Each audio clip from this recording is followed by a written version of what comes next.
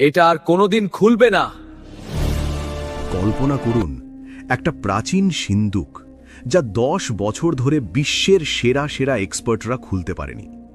Laser, drill, X-ray সব ব্যর্থ। America থেকে আসা মহান টেকনিশিয়ানও হার মেনে বললেন এটা আর কোনো দিন খুলবে না।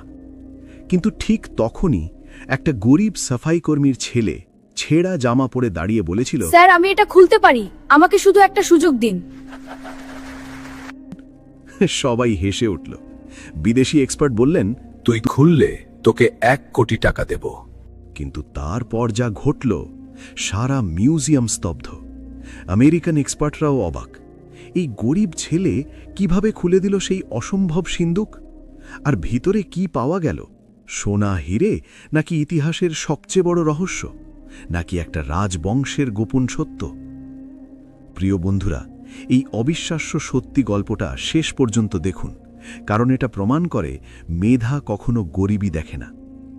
ঘটনাটি শুরু হয়েছিল ঠিক 10 বছর আগে। প্রত্নতাত্ত্বিকদের একটি দল উত্তর ভারতের এক গভীর জঙ্গলের মাঝে এক প্রাচীন মন্দিরের ধ্বংসাবশেষ খনন করছিল।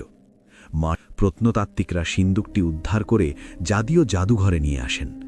খবরটি দাবানলের মতো ছড়িয়ে পড়ে।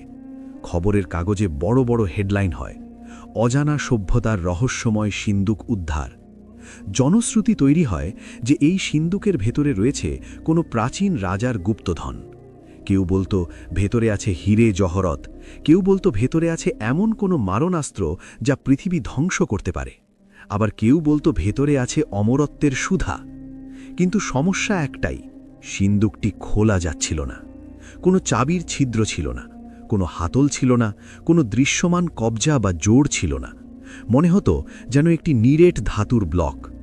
10 বছর ধরে বিশ্বের বাঘা বাঘা বিজ্ঞানীরা এই সিন্দুকের উপর গবেষণা চালিয়েছেন, কিন্তু ফলাফল শূন্য। 10 বছর কেটে গেছে। সিন্দুকটি এখন জাতীয় জাদুঘরের প্রধান হলে ঠিক মাঝখানে একটি বুলেটপ্রুফ কাঁচের ঘেরাওয়ের মধ্যে রাখা। আজ জাদুঘরে এক বিশেষ দিন, কারণ আজ এই সিন্দুকের রহস্য উন্মোচনের শেষ চেষ্টা করা হবে। জাদুঘরের বাইরে আজ মিডিয়া ভ্যান আর মানুষের ভিড় উপচে পড়ছে। ভিতরে গিজগিজ করছে ইতিহাসবিদ, সরকারি অফিসার, বিজ্ঞানমনস্ক মানুষ এবং কৌতূহলী জনতা। হলের মাঝখানে রাখা সিন্দুকটির দিকে সবার নজর। আমেরিকা থেকে বিশেষ আমন্ত্রণে এসেছেন পৃথিবী বিখ্যাত লক স্পেশালিস্ট এবং security engineer mister James Williams. তিনি শুধু তালা খোলেন না, তিনি নাসার ল্যাবরেটরি থেকে শুরু করে সুইস ব্যাংকের ভল্ট সব কিছুর নিরাপত্তা ব্যবস্থা নিয়ে